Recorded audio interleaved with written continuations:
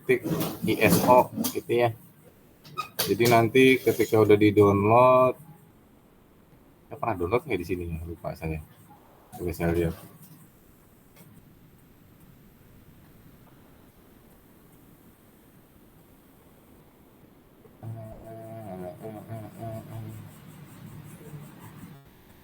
Nggak pernah sih download. Pak, Nanti tadi kalau yang 2000 berapa, Pak? 2010. 10. Itu yang paling barunya dia cuma punya tahun 2010 aja sih. Jadi yang profesional ya ini. Nah, setelah kalian download nanti filenya itu extensionnya .iso. Itu nanti cara bukanya mau nggak mau harus pakai virtual drive ya. Walaupun nanti di laptopnya mungkin ada CD room-nya gitu ya, ada DVD room-nya, itu tetap nggak bisa dibuka lewat DVD room ya, karena filenya harus dibuka lewat virtual drive. Nah, virtual drive-nya pakai Power ISO aja bisa. Kalau Power ISO, kalian browsing aja Power ISO gitu ya. Download kayak full kayak gitu ya, free download. Nah, coba lihat yang Pak, full. ada Microsoft Access-nya tahun 2016 nggak apa-apa? Di mana? Kamu punya? Di laptop. Iya, nggak apa-apa 2016. Kalau 2016 terus nanti kamu tinggal di sini di search. Terus ada akses gitu, di klik apa, diketik aja akses. Iya, kayak gitu. Terus ada 2016. Tapi ada aksesnya. Ada. Nah, ya udah aman. Nah, yang Berarti nggak belum, usah ya, nggak Pak? usah yang udah ada mah mau 2016 ke 2013 atau 365 nggak apa-apa. Nah, hari ini kita kalau yang kecuali Salmia berarti yang belum ini ya. Sambil nyimak aja dulu nggak apa-apa. Iya, Jadi belum, Bapak. ntar minggu depan kita tanggal 23 di kelas D ya. Kan belum pada mudik. Sambil Enggak, ngeberes. Bapak, error lagi tahu saya. Ya ntar di kelas aja bingung sih kalau misalkan kejelasin Bingung di. saya juga. Besok aja tanggal 22, tanggal 23 ya kita di kelas pas kuliahnya offline. Nah, hari ini sebelum kita bahas sistem informasi akuntansi, kan nanti kita buatnya itu berdasarkan buku di Mulyadi ya, atau kita ya mungkin improvement sedikit juga bisa gitu ya. Kalau terlalu dianggap buku Mulyadi terlalu ribet, nanti kita sederhanakan. Nah, sekarang pengenalan akses dulu, mungkin kan nggak semuanya pernah menjalankan Microsoft Access ya, mungkin ada yang baru pertama kali. Nah, makanya saya di sini hari ini kita perkenalan dulu. Yuk kita buka aksesnya. Jadi kalian klik star-nya aja, terus kalau daripada susah nyarinya di searching aja ya, ACCESS gitu ya. Tampilannya mungkin nanti beda-beda setiap edisi ya, yang edisi 2013, 2016 awalnya. Tapi kalau udah kebuka kan sama. Nah, contohnya kalau punya saya kan 365 tampilannya seperti ini nih, mungkin yang lain tampilannya bisa jadi lain. Nah, cari aja yang blank database. Ada juga yang tahun 2013 kayaknya langsung masuk ke default, nggak apa-apa, biarin aja. Bentar, ada yang masuk.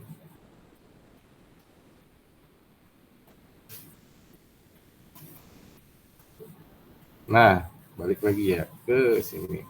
Kalian pilih blank database dulu ya. Lalu kasih aja namanya, nama filenya itu intro lah.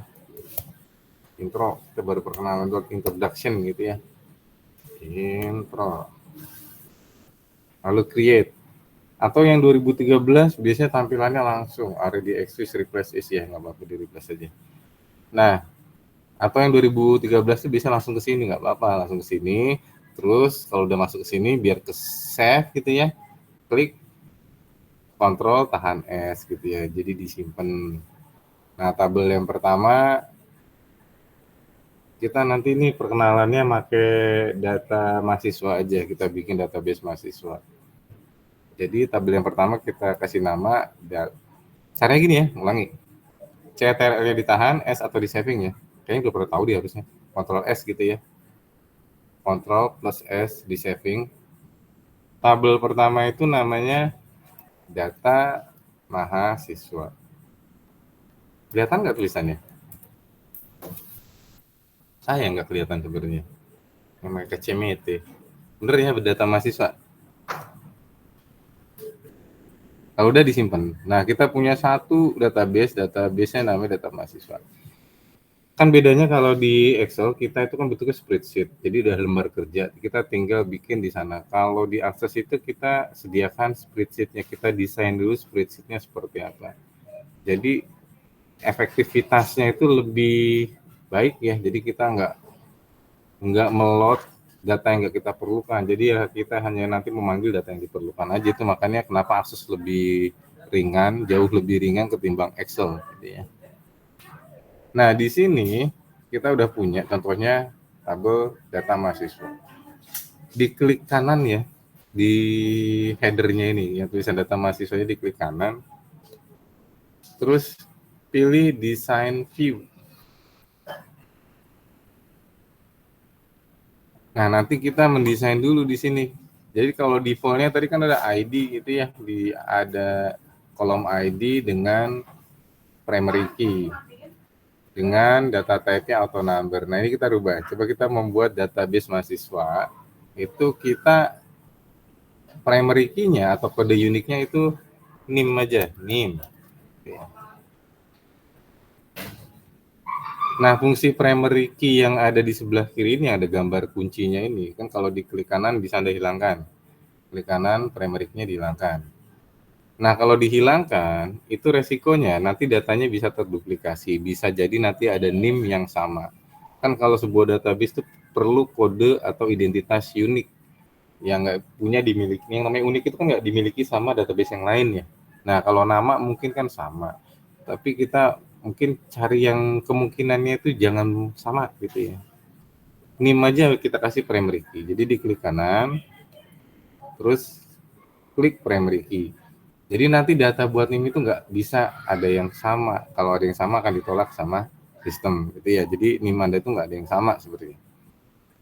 Terus tipe data jangan menggunakan auto number. Kalau auto number itu nanti dia akan berurutan dari 1, 2, 3, 4, 5, 6, 7, 8, 9, dan seterusnya. Kalau NIM kan nggak mungkin seperti itu. Kalau di Berita Bangsa NIM ada berapa ya? 12 apa 11 ya? Berapa digit sih NIM kalian? Kode prodi 2 digit ya. Terus prodi 2 digit. Habis itu apa? Angkatan. Apa angkatan dulu baru prodi? Bisa 2 digit juga. Terus sama nomor NIM-nya. Ada berapa? 9. Ada 9, Pak. 9 ya? Nah, kita kalau mau membatasi digit itu jangan pakai bilangan. Makanya karakter aja. Kalau bilangan nggak bisa dibatasi. Jadi kita menggunakan short text boleh gitu ya. Tipe datanya long text juga boleh atau teks aja. Kalau misalkan nggak ada pilihan short text dan long text gitu ya, di aksesnya silakan pilih teks aja. Jadi Anda pilih teks ya.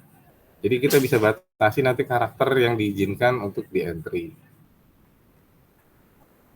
Nah, kita batasi. Berarti kalau short text, NIM itu nggak boleh lebih dari 9 digit. Nah, berarti field size-nya yang di bawah ini ada field property. Kalau misalkan field property-nya contohnya nggak nongol gitu ya. Mungkin nggak sih nggak nongol, bisa property sheet ya nggak nongol. Kalau property buat field mah bisa nongol di bawahnya. Ada nggak yang nggak nongol di bawahnya kayak gini? Nggak ada ya? Nongol semua kan? Jadi buat NIM, kenapa? Nongol. Oh, ya. Data tipenya itu menggunakan short type, data type-nya, lalu field size-nya itu kita rubah menjadi 9. Jadi nanti nggak bisa lebih dari 9 karakter. Jadi kita batasi ketika ada yang entry data 10 karakter misalkan, atau ada spasi di sana kan akan ditolak. Karena maksimal hanya 9 karakter. Jadi buat meminimalisasi kesalahan entry data atau human error gitu ya. Nah, yang kedua di bawahnya di field name yang kedua kita kasih kolom buat nama mahasiswanya. Nama aja lah gitu ya. buat namanya. Nah, nama itu kita menggunakan short text juga nggak apa-apa, karena short text itu dia field size-nya itu 255 maksimal. Nama itu kayaknya nggak mungkin lebih dari 255 karakter, bahkan 100 aja jarang kali orang yang namanya 100. Jadi kita batasi aja lah. Kalau misalkan kepanjangan nanti database terlalu lebar, kita batasi 100 karakter misalkan. Mungkin sih 50 aja ya, 50 aja lah. Jadi kalau misalkan ada nama yang lebih panjang dari 50 karakter ya silahkan disingkat gitu ya. Ini sih nggak mungkin ya lebih. Jadi yang buat kolom kedua itu nanti kita sediakan field name-nya nama, menggunakan data type-nya short text, lalu field size-nya itu kita batasi 50 gitu ya. Nah, kalau di sini kan bisa sama gitu ya. Bisa jadi ada orang yang namanya sama. Nah, kode uniknya itu di NIM-nya harus beda.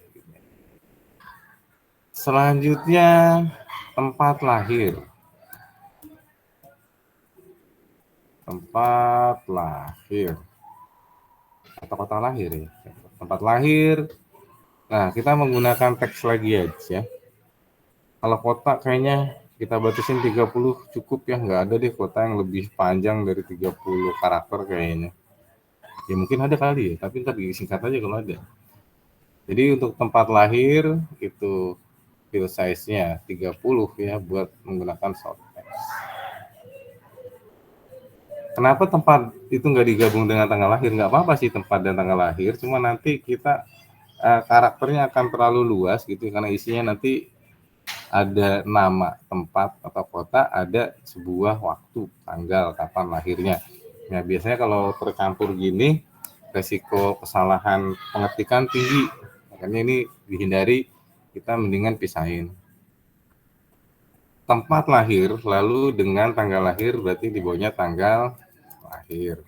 Itu kita pisahkan ya. Nah, di sini kan lebih enak kalau dipisahin. Berarti kita bisa menggunakan data type khusus waktu. Nah, kalau tanggal lahir biasanya kan waktunya hanya hanya tanggal, bulan, dan tahun. Nah, berarti kita data type-nya menggunakan date or time. Pilih yang date/time ini ya.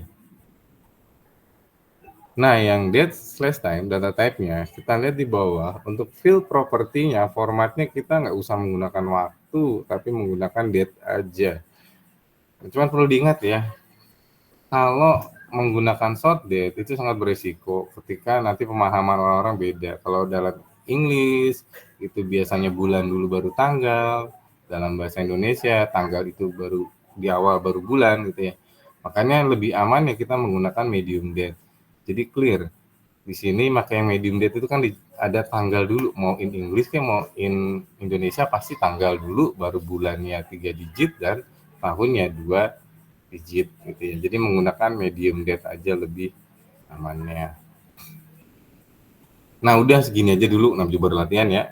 Nanti tambahin nanti suatu saat ketika database itu mau ditambahkan tinggal tambahkan kolomnya ke bawah selanjutnya. Kalau udah disimpan bisa Ctrl S instan atau Anda tutup terus ada prompt ya do you want to save pasti pilihnya yes, berarti kita simpan.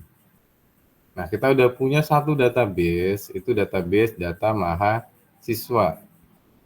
Nanti, kalau buat DBA-nya atau database administrator-nya, adminnya, itu nanti bisa ngisi langsung di sini. Contohnya, siapa ya? Dan, NIM-nya berapa, Dan?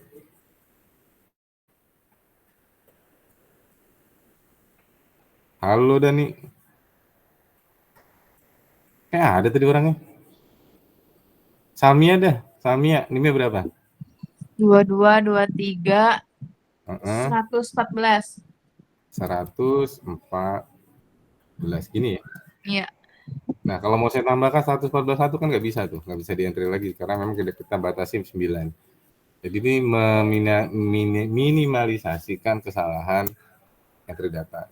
Namanya Salmia. Pakai Y ya. Salmia. Tempat lahir di mana, Mi? Bekasi. Sama, kita orang Bekasi ternyata. Tanggal lahir? 22 Oktober 22/10 tahun 2002. 2002.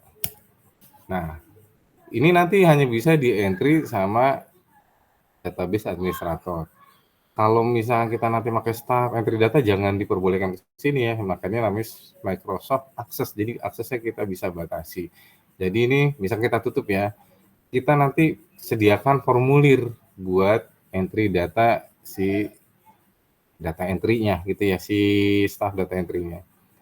Caranya kita masuk ke tabulasi create. Di sini kan ada tabulasi file, home. Nah, kita masuk tabulasi create. Lalu di tabulasi create di sini ada kelompok tabel, query, dan form. Kita pilih yang form, di sini ada form design.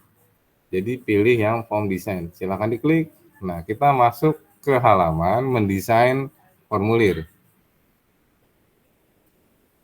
Nah, pastikan di sininya centang hitam. Kalau misalkan centang hitam, kita lihat property sheet-nya. Kalau yang di sini property sheet-nya nggak nongol gitu ya, nggak nongol kayak gini, nggak ada property sheet-nya, tinggal diklik di sini. Nah, itu nanti property sheet-nya nongol. Kalau kadang-kadang default-nya dia nggak nongol kayak gini.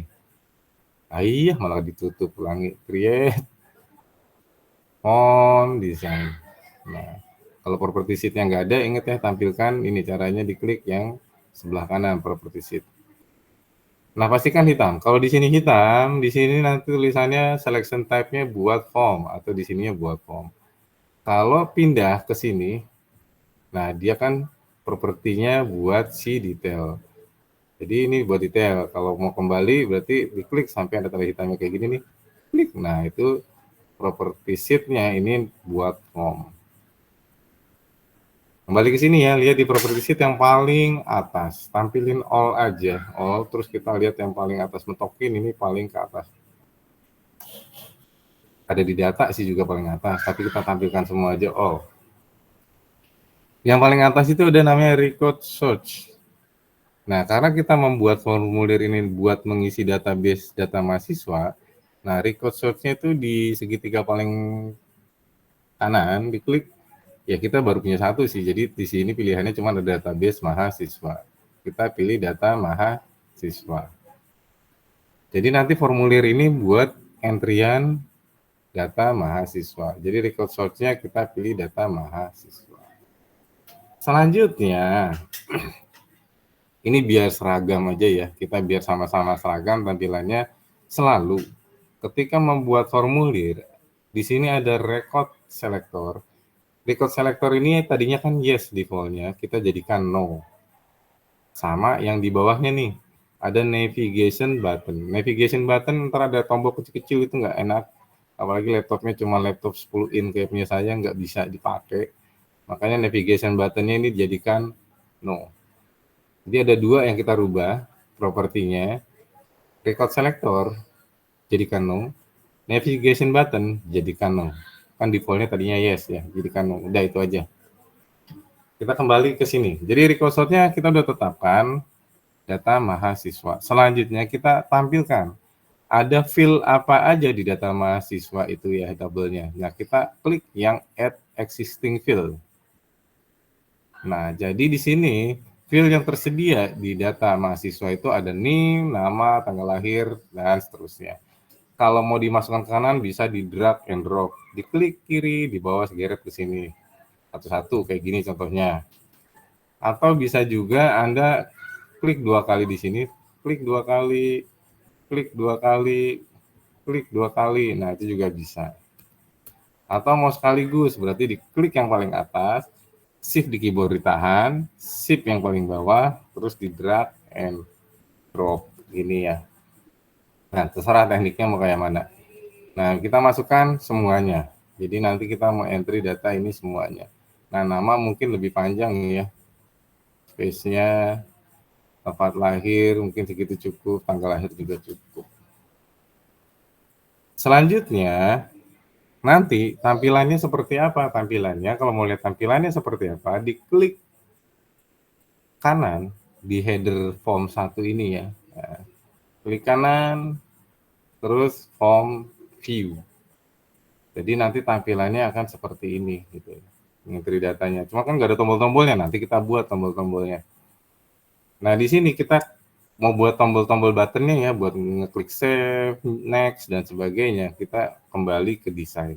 Caranya ya di sini form 1 ini diklik kanan, kembali ke design view.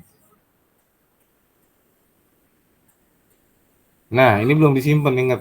Kita harus simpan dulu biar nanti nggak hilang kalau mati lampu.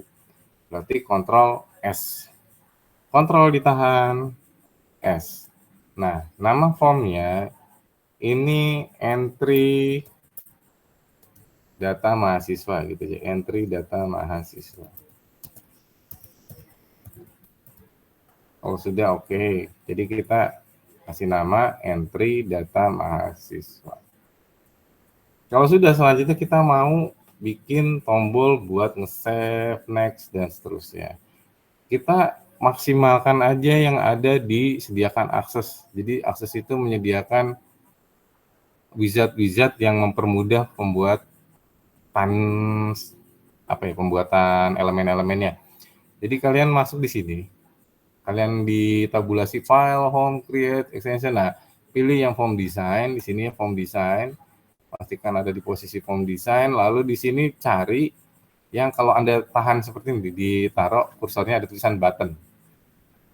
Di beberapa Microsoft Access, dia gambarnya itu XXX. Kalau di punya saya ini gambarnya kotak gini aja. Jadi kalau ditaruh, si kursornya taruh di sini, dia tulisan button. Nah, klik ya button ini. Kalau udah diklik, kita taruh sembarang tempat. Misalkan kita mau bikin simpan dan lanjut, berarti di sini agak tengahan dikit lah. Taruh di sini, diklik. Nah, nanti ada wizard-nya. Ini kan lebih mudah ya. Nah, di wizard kita lihat, kita mau bikin buat save dan lanjut. Pilih record operation. Jadi di sini ada record navigation, di bawahnya itu enggak, atau go to next record. Kalau sebentar saya lihat record operation ada apa aja. Save record, delete, add new, enggak usah. Kita tetap di record navigation aja. Pilih go to next record. Jadi di record navigation pilih go to next record. Kalau sudah next. Nah, pilih yang teks. Teks itu kita ganti aja menjadi simpan dan lanjut, atau kasih tanda ini aja lah, tanda gini, set, tanda ini. Jadi simpan dan lanjut tanda lebih dari gitu. Maksudnya simpan terus next gitu ya. Kalau sudah di finish aja. Jadi kita punya tombol yang pertama, tombolnya itu namanya simpan dan lanjut. Fungsinya buat nyimpan dan lanjut gitu, dan next gitu. Save and next. Nah, selanjutnya kita butuh tombol yang lain ya. Misalkan kita mau bikin tombol satu lagi previous atau record sebelumnya. Sama caranya. Kita pilih button. Nah, bisa taruh di sebelah kirinya. Lalu di record navigation berarti pilih yang go to previous record. Nah, ini. Lambangnya nanti seperti ini nih. Kayaknya nggak usah ditulis aja, biarin aja seperti ini. Kalau udah finish aja langsung. Jadi kita pakai gambar ini aja buttonnya. Kalau udah finish aja. Jadi pilih yang go to previous, klik finish. Nah, kayaknya semua orang ngerti lah ya kalau misalkan lambang seperti ini nih berarti buat ke belakang atau previous, record atau rekaman sebelumnya gitu ya. Nah, kalau sudah jangan lupa disimpan, Ctrl S, jadi biar disimpan. Lalu kita tampilkan. Caranya sama ya, klik kanan di entry data mahasiswa ini, berarti home view, nanti tampilannya seperti ini. Nah, misalnya kita mau entry data selanjutnya. Siapa lagi ya? Sebentar.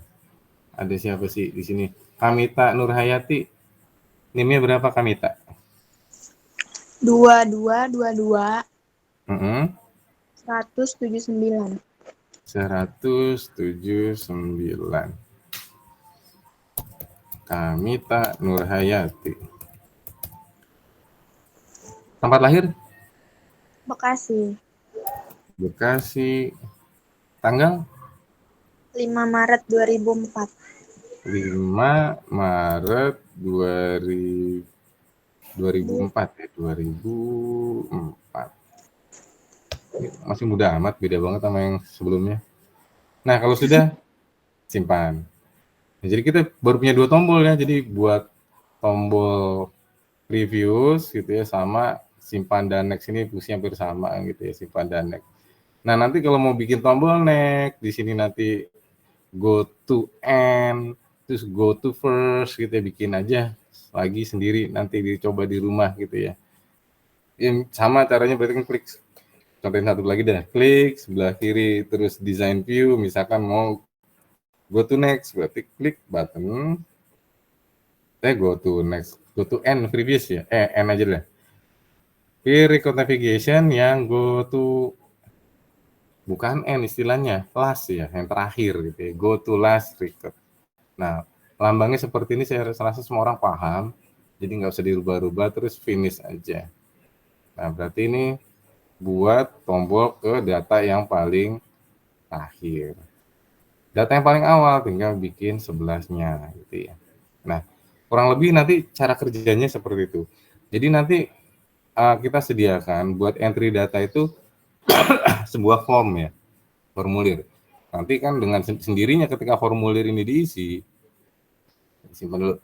Nah, database-nya itu kan udah keisi. Nah, nanti database-nya bentuknya kayak gini, udah keisi terus dan seterusnya. Itu kalau menggunakan single database. Cuman biasanya nanti prakteknya kalau di akuntansi itu kita butuh relationship database-nya itu akan saling terhubung. Nah, itu otomatis kalau database yang saling terhubung itu kita nggak bisa, bukannya nggak bisa, terlalu beresiko entry di sini gitu ya langsung. Beresiko ada data yang kehapus, data yang salah dan sebagainya. Makanya kita harus sediakan formulir yang aman. Nah, itu kelebihan Microsoft Access. Jadi nanti kalau ketika database-nya itu saling terkait, itu lebih aman menggunakan form. Emang kalau single database kayak gini, tidak ada mengaitnya antara database satu dengan satunya, itu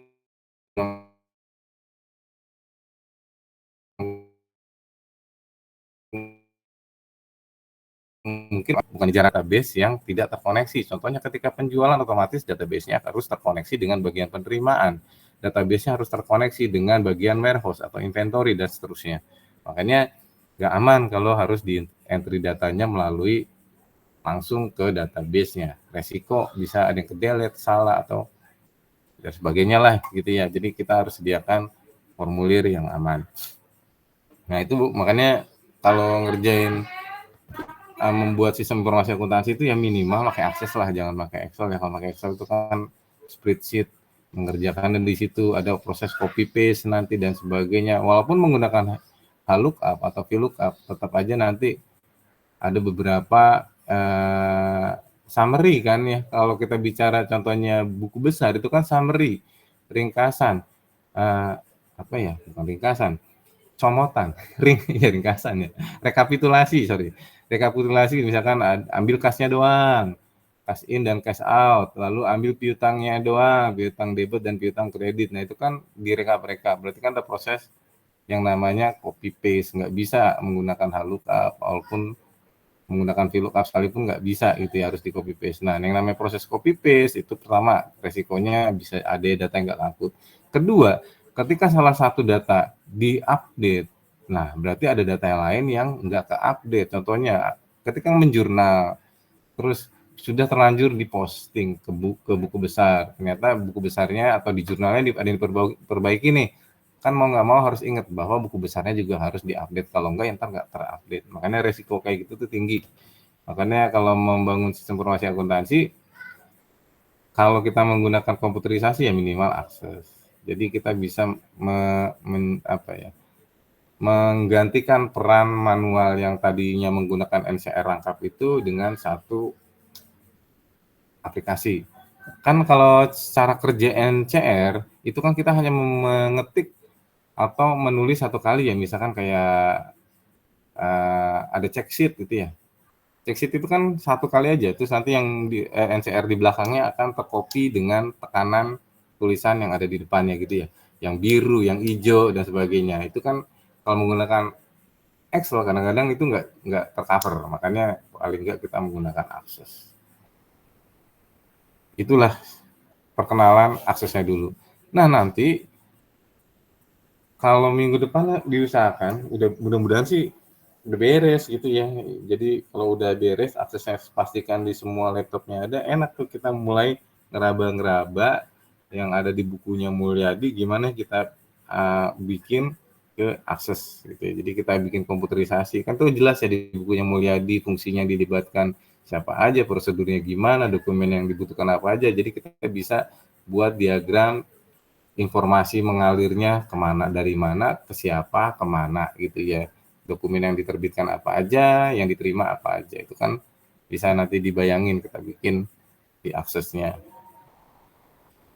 Kalau misalkan ternyata ada yang belum beres juga ya nggak apa-apa. Paling nggak kalau di kelas tuh saya mungkin bisa sambil ngulik-nguliknya enak gitu ya. Ada yang salah di mana, ada yang apanya. Sambil yang lainnya kita ngulik sistem akuntansi yang ada di bukunya Mulyadi. Nah, gitu aja hari ini kayak perkenalannya, ada yang mau ditanyain nggak?